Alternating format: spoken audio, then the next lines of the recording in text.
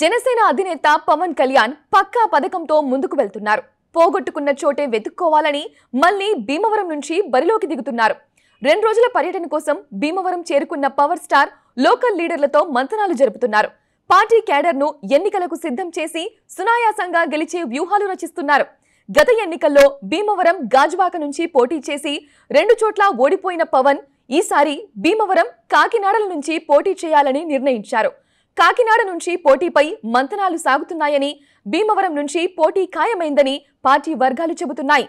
పవన్ పశ్చిమ గోదావరి జిల్లా టీడీపీ అధ్యక్షురాలు తోట సీతామహాలక్ష్మి, టీడీపీ మాజీ ఎమ్మెల్యే పూలకుర్తి రామాంజనేయులతో భేటీ అయ్యారు. 2019లో ఎన్నికల్లో భీమవరం నుంచి పోటీ చేసి 2 స్థానంలో పవన్ ఈసారి టీడీపీ మద్దతుతో ఖచ్చితంగా గెలుస్తారని జనసేన ధీమా వ్యక్తం చేస్తోంది. అన్ని ఈక్వేషన్లు దృష్టిలో ఉంచుకునే పవన్ భీమవరం నుంచి పోటీ చేస్తున్నారని, 50,000 మెజారిటీ టార్గెట్ గా పెట్టుకున్నారని పార్టీ వర్గాలు చెబుతున్నాయి.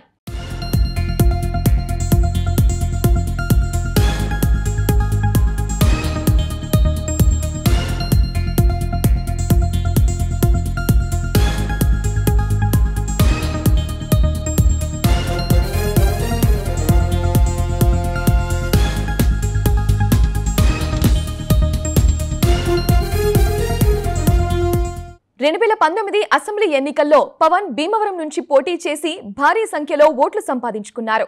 62,285 ఓట్లు ఆయన ఖాతాలో పడ్డాయి.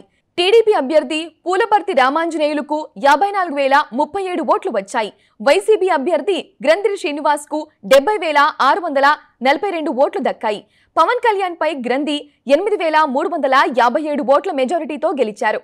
ఈసారి టీడీపీ జనసేన పొత్తు వల్ల టీడీపీ ఓట్లు తనకు భారీగా పడతాయని పవన్ ధీమా. పూలవర్తికి చెందిన ఓట్లలో సగం తనకు పడ్డా ఈజీగా గెలుస్తానని ఆయన భావిస్తున్నారు. కాపుల ఓట్లలో అత్యధికం తనకే పడతాయని ఆశగా ఉన్నారు. వైసీపీ తరపున ఈసారి కూడా గ్రంథి శ్రీనివాసే పోటీ చేస్తున్నారు. భీమవరం నియోజకవర్గంలో కాపు, క్షత్రియ జనాభా ఎక్కువ. ఈ 2 నియోజకవర్గాల నేతలే ఎమ్మెల్యేలుగా ఎన్నికవుతూ వస్తున్నారు. తను భీమవరం నుంచి పోటీ చేస్తే ఉమ్మడి గోదావరి జిల్లాల్లోని కాపు కులస్తులను పార్టీ వైపు ఆకర్షించవచ్చని పవన్ భావిస్తున్నారు. ఈ 2 సామాజిక వర్గాల నేతలే ఎమ్మెల్యేలుగా ఎన్నికవుతూ వస్తున్నారు. తను భీమవరం నుంచి పోటీ చేస్తే ఉమ్మడి గోదావరి జిల్లాల్లోని కాపు కులస్తులను పార్టీ వైపు ఆకర్షించవచ్చని పవన్ భావిస్తున్నారు.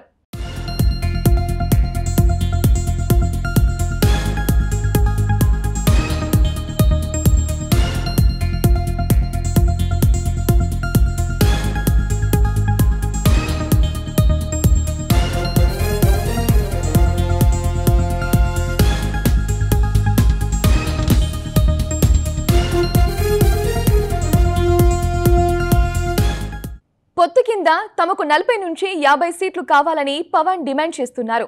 బీజేపీ కూడా చేతులు కలిపే అవకాశం ఉండటంతో జనసేనకు అన్ని సీట్లు కేటాయించే పరిస్థితి లేదు.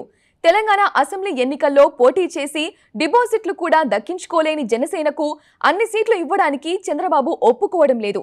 దీంతో రాజీ మార్గంగా సీట్లు తగ్గించుకుని గెలిచే అవకాశం ఉన్న సీట్లు కోరాలని పవన్ మంతనాలు జరుపుతున్నారు.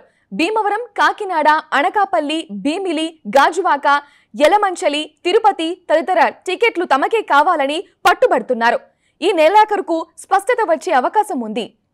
భీమవరాన్ని జనసేనకు వదిలిపెట్టడానికి చంద్రబాబు కూడా ఓకే అన్నారని, అందుకే పవన్ ప్రచార జోరు పెంచారని సమాచారం.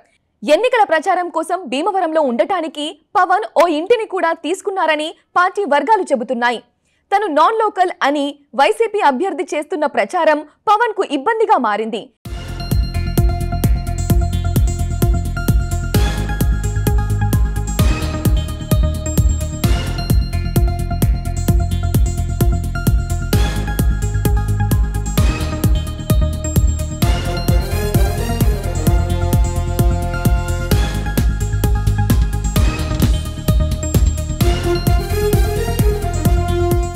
దాన్ని తిప్పికొట్టడానికి ఇకపై ఎక్కువ కాలం భీమవరంలోనే గడిపేందుకు ఇల్లు తీసుకున్నట్లు తెలుస్తోంది. గత ఎన్నికల్లో ఓడిపోయిన పవన్ పై ప్రజల్లో సానుభూతి ఉందని, ప్రచారాన్ని ఊపుగా నిర్వహించి సానుభూతి ఓట్లుగా మార్చుకోవడం సులభమని జనసేన భావిస్తోంది. పవన్ భీమవరం టూర్ ముగిసిన తర్వాత ఢిల్లీ వెళ్లి బీజేపీతో పొత్తుపై నిర్ణయానికి వచ్చే అవకాశం ఉంది. చంద్రబాబు కూడా ఢిల్లీ వెళ్లి బీజేపీతో సంప్రదింపులు జరిపాక ఈ నెలాఖరున పొత్తును, ఓట్ల వాటాను అధికారికంగా ప్రకటిస్తారని అంచనా.